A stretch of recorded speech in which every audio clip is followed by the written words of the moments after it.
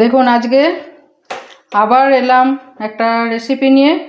রেসিপিটি কি রেসিপি ছিল আজকে না পিঠে পুলি, দুধ পুলি পিঠা। দেখুন কিভাবে তৈরি করলাম দুধ পুলি পিঠা, সেটা দেখুন। এই দেখুন কেমন ক্ষীর হয়েছে। পিঠেও কিন্তু ভাঙেনি একটাও, অথচ ঘাঁটছি। আর খুব সফট হয়েছে কিন্তু পিঠেগুলো। আর তার মধ্যে পিঠে তৈরি করতে গেলে যে একটা পুর লাগে, সেই পুর তৈরি করেছি।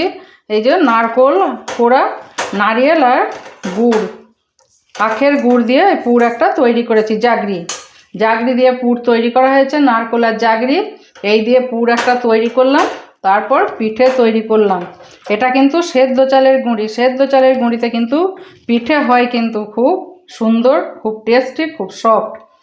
আগে ক্ষীর তৈরি করে নিলাম, দুধটায় আগে ক্ষীর তৈরি করে নিয়েছি। তার মধ্যে চালের গুঁড়ি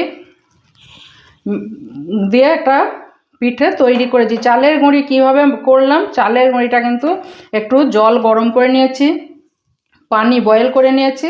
তারপর সেই বয়েল করা যে পানি ছিল, সেই বয়েল পানি দিয়ে কিন্তু চাউল আটা কিন্তু মাখা হয়েছে টাইট করে। এই যে রয়েছে, টাইট করে মেখেছি। এরপর পিঠের আকারে গড়ে পিঠে তৈরি করেছি।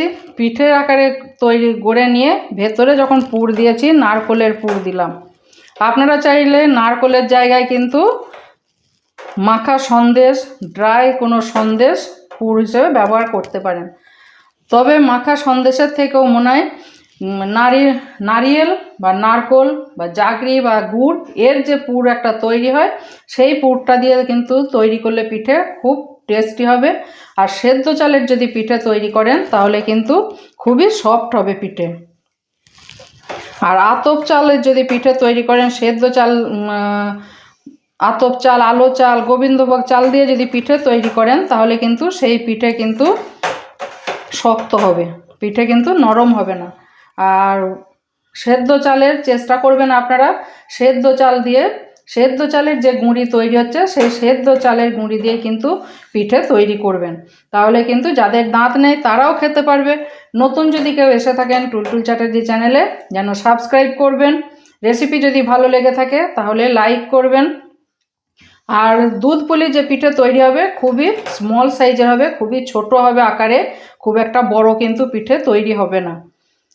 ঠিক আছে, এইভাবে পিঠে তৈরি করবেন, খাবেন, খাওয়াবেন বাড়ির সবাইকে। আর কমেন্টে লিখে জানাবেন কেমন হলো, ট্রাই করে দেখবেন একবার। আর বড় ভিডিওয় আমার এই পুরো রেসিপিটা বেরিয়েছে, আপনারা প্লিজ দেখে নেবেন।